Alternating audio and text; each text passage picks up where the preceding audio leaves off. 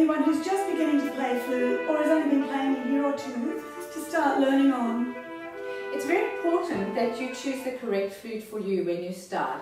You know, if your flute's not working properly, often students think it's themselves. They think, oh, I can't get a sound out of this flute, it must be me. And so they stop. So I think it's very important to make sure that your flute is working properly. So my suggestion is that you ask somebody who can play the flute to play it and make sure that all the holes are sealing properly. But when you're wanting to buy a flute, you really need to consider how tall you are. And so it's not an age thing, because you can be 16, but you can be quite small. And then you're probably going to want to go with a flute that has a C foot joint rather than a flute that has a B foot joint. And if you're little, we often use what's called a curved head joint. Now the idea of the curved head joint is that if you're little, you can shorten the flute so that the stretch with your arms is not so far.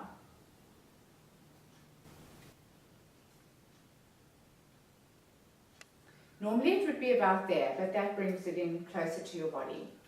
But normally your flute that you buy will come with a straight head joint, which looks like that.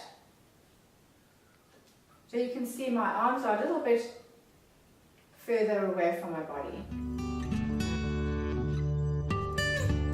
So here we have the three parts of the flute. We've given them names, like body names, like our bodies. So this would be the head joint, and that's going to go at the top of the flute. And then we have the body. Most of the keys are on the body.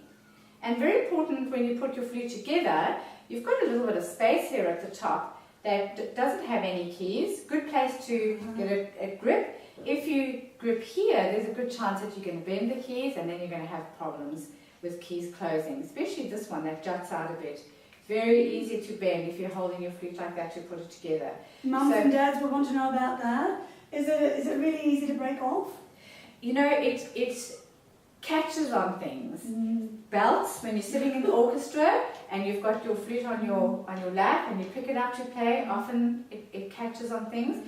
We have a lot of people coming in with bent G sharp keys. That's a G sharp key. So when you put it together, important that you hold it at the top where there aren't any keys, and you twist it in like that. Don't just push it in, but a twisting motion. And you line the head joint. There's usually a logo here, and you line it up with a logo on the body. Right? So here we have the head joint and the body. And then this last little bit is the foot joint.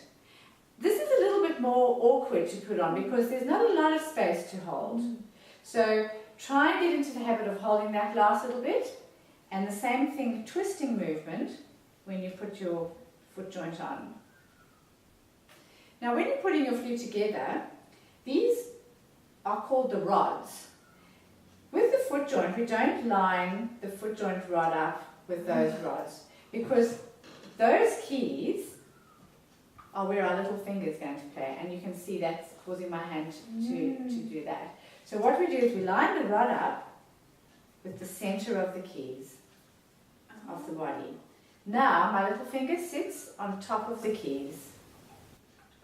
I wouldn't have known that. I bet many people line them up and learn to play strangely. And that's going to cause problems with your wrists later on. So the reason they do that is that we all have different length fingers.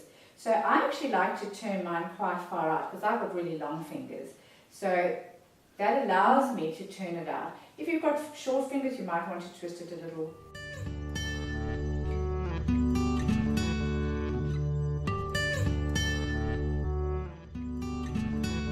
Okay.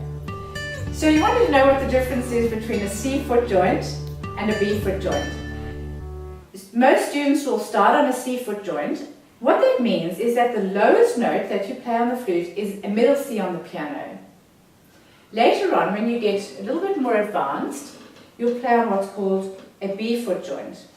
Now if you have a look at these two flutes, you'll notice the one slightly longer than the other, and that's because down here at the bottom, it has an extra key. So where this has got 2 keys here on the foot joint, this one has 3 keys on the foot joint. So this flute goes down to a B rather than a C. So that's we call the B foot joint, and that we call the C foot joint. Now the other thing that I'd like to point out is that you'll notice on my flute that some of the keys have holes in them. This flute doesn't have any holes in the keys. So we call this flute an open hole flute. And the keys that I put my fingers on have got open holes. Again, when you start to learn to play the flute, you'll probably start on a closed hole flute, and later on, when you're a little bit more advanced, you'll change to an open hole flute. When you buy an open hole flute, they come with plugs.